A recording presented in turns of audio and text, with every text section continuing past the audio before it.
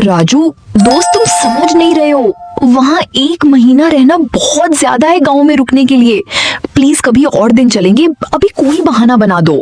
राधिका, ये तुम कैसी बातें कर रही हो? ज्योति मेरी सगी बहन है। हम तो सिर्फ कुछ दिन की छुट्टियां लेकर समय पर अपनी छोटी बहन की शादी पर जा रहे हैं। पर मोहन भाई और आयशा भाभी ने ज्योति की शादी के लिए तैयारियां खुद से कर ली रखी हैं। अब हमारा वहां जाना, अपनी छोटी बहन का कन्यादान करना, ये तो हमारा सौभाग्य है। प्लीज मना मत करो, जल्दी से पैकिंग कर लो। ये तुम कैसे बातें कर रहे हो? पिछले महीने 2 लाख रुपए किसने भेजे थे, जरा ये मुझे बताना। राधिका, आज के जमाने में कुछ भी नहीं है कन्यादान करने के लिए, और ज्योति अकलौती बहन है। ये तो हमारा सौभाग्य है कि हमने टाइम से पैसे भेज दिए, क्योंकि उसके जेवर बनवाना था। ये तो कोई मदद तो नहीं, ये तो हमारा हक है। अच्छा अब सुनो, मैं टैक्सी लेने जा रहा हूँ, तुम जल्दी से रेडी हो जाओ, अभी निकलना है गांव की तरफ। टेंशन ना लो, तुम्हारा दिल लग जाएगा वहां। राजू ये कहकर वहां से चला जाता है टैक्सी लेने। पीछे से राधिका खुद से बड़बड़ करने लग जाती है। क्या शामत आ गई यार, सबसे पहले आयशा भाभी का चेहरा देखने को मिलेगा, फिर माँ जी, उसके बाद गांव के लोगों का, फिर गांव की इतनी सारी रिश्तेदार।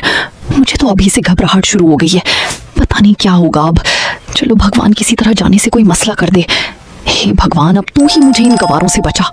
राजू और राधिका काफी सालों से दोनों शहर में रहते थे और बाकी परिवार वाले गांव में रहते थे। प्रिया को गांव के रहन सहन से बहुत ही नफरत थी। वो शुरू से ही शहर में रहे थे, पर राजू के लाड लाड से वो मैरिज के बाद वो दूसरी बार गांव जा रही थी। जैसे कैसे करके गांव पहुंच जाते हैं। गांव में बड़ी जोर जोर से ज्योति की शादी की तैयारियां चल रही थी। राधिका, जल्दी से नहा लो, पानी गर्म हो जाएगा, अच्छी तरह से साबुन से धोना खत्म हो जाए।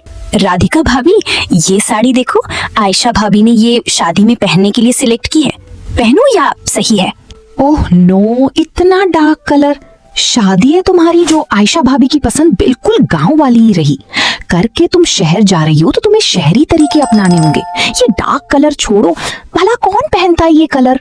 ये इस कलर में तुम नौकरानी लगोगी इस घर की। क्या करूं भाभी, आप ही कोई सोल्यूशन बताओ। आप तो शहर में रहते हो ना, अब मुझे आयशा भाभी की पसंद के कपड़े खरीदने पड़ते हैं। सोच तो मैं ही रही थी आपसे इस बारे में बात कर लूं। अरे तो इसमें परेशान होने वाली क्या बात है?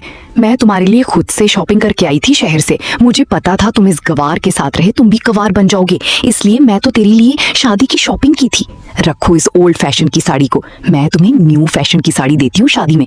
पिंक कलर की साड़ी मैंने तुम्हारे लिए खरीदी थी, मैं अभी तुम्हें निकाल कर देती हूँ, घबराओ नहीं, अभी तुम्हारी शहर वाली भाभी है।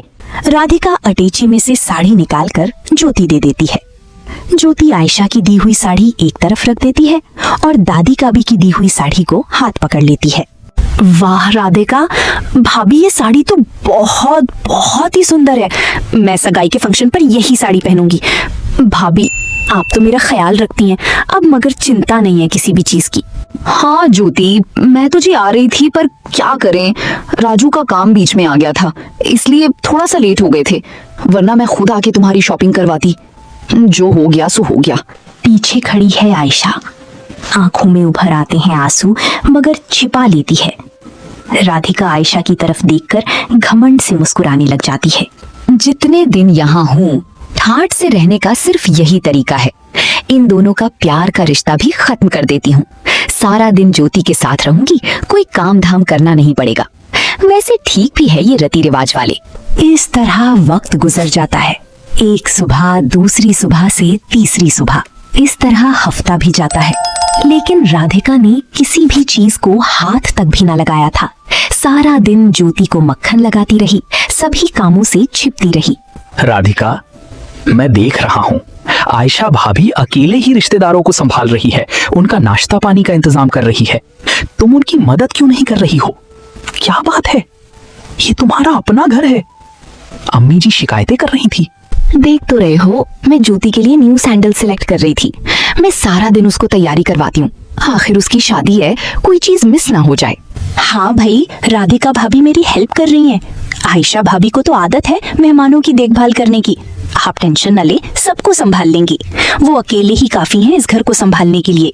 आयशा बहू, जा तुम तैयार हो जाओ, शाम को बारात के आने का समय हो जाएगा।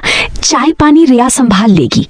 तूने अकेले में पूरे इस घर को संभाल रखा है, तुम्हारी जैसी बहू किस्मत वालों को मिलती है।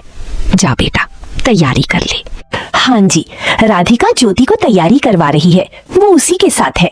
जब से आई है कोई भी काम धंधा नहीं किया, जब देखो कमरे में फालतू कामों में लगी रहती है। करने मेकअप वाली हुई है, उसने कौन सा तैयार करवाना। शादी के बाद करूंगी मैं उसे बात, अभी मेहमान बैठे। थोड़ी देर बाद, ज्योति तुम्हारे सैंडल मेरे कमरे में रखे थे, मैं दूसरे कामों में व्यस्त हो जाऊंगी, तुम्हें तो तैयार भी होना है। अपने पास ही रख लो, इसे पहनकर तैयार हो जाना, ठीक है। भाभी, ओल्ड फैशन के सैंडल खुद अपने पास ही रखो। मैंने ज्योति को ऊंची हील वाली बड़ी दे दी है। ज्योति की हाइट कम है ना, इससे उसकी हाइट पूरी हो जाएगी।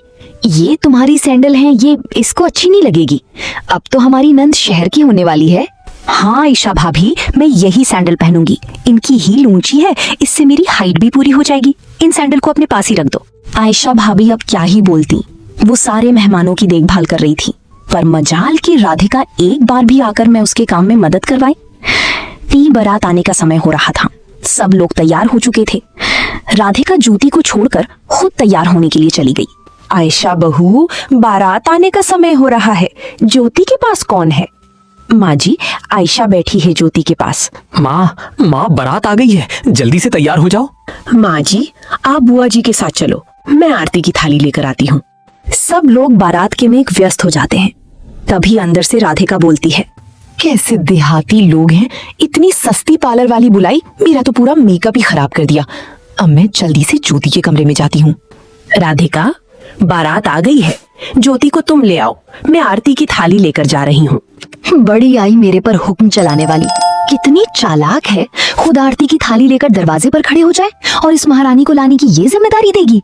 ज्योति, मैं सोच रही थी तुम्हारी ससुराल वाले शहर वाले हैं और भाभी गांव की है, उन्हें शहर के तौर तरीके पता नहीं है, इसलिए बारात के स्वागत के लिए मैं चली जाती हूँ। भाभी तुम्हें ले आएगी, पर उन लोगों पर अच्छा इंप्रेशन पड़ेगा, उन्हें पता लगेगा या गांव वाले नहीं रहते।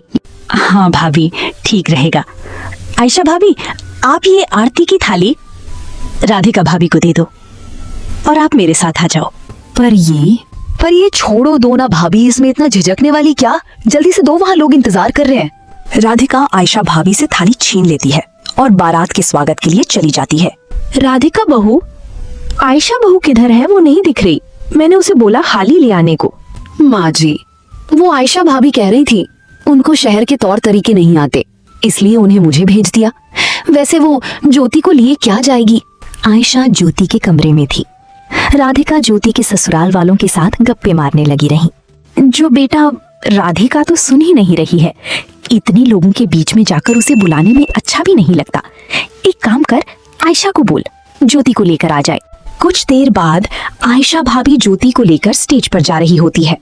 स्टेज से थोड़ी दूरी पर आयशा की सैंडल टूट जाती है और वो तेजी से लुढ़कने वाली होती है। तभी आयशा संभाल लेती है। आयशा भाभी, संभाल कर ज्योति, क्या हुआ?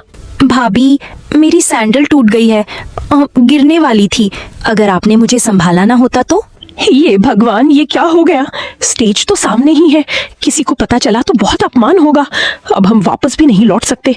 एक काम करो ज्योति, तुम मेरी चप्पल पहन लो, कुछ तो काम चल ही जाएगा। पर भाभी, आप।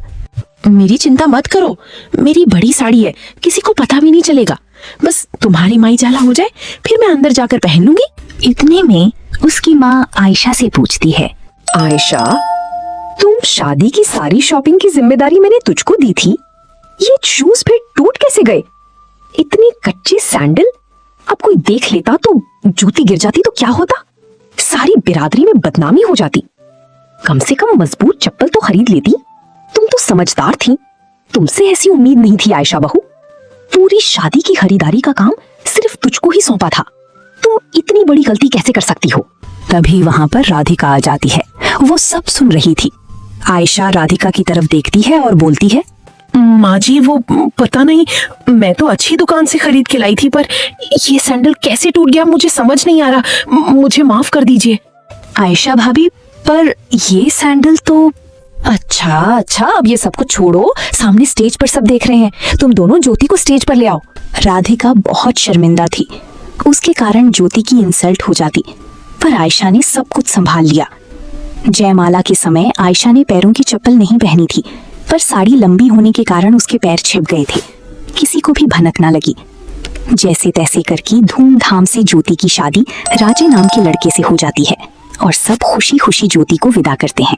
आयशा भाभी, मैंने कोई भी गलती अगर की हो तो प्लीज मुझे माफ कर देना। आप मेरी सबसे प्यारी भाभी हो।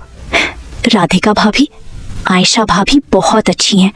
उन्होंने एक माँ की तरह हमेशा मेरा ख्याल रखा है।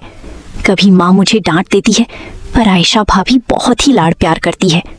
ससुराल जाकर मैं आयशा को बहुत मिस करूंगी। और राधिका भाभी, आप भी बहुत अच्छे हो। आप मेरे लिए कितना सोचते हो। आपने इस शादी के कुछ ही दिनों में मेरा बहुत ही ख्याल रखा। आपका दिल से शुक्रिया राधिका भाभी। कितना बड़ा दिल है इन लोगों का। आयशा भाभी चाहती तो सारी सच्चाई मोहन भैया, माँ जी और राजू को बता सकती, पर उन्होंने कुछ भी नहीं बोला और सारा इल्जाम अपने ऊपर ले लिया। और ज्योति को देखो, उसने मेरी इस बात को दिल पर नहीं लिया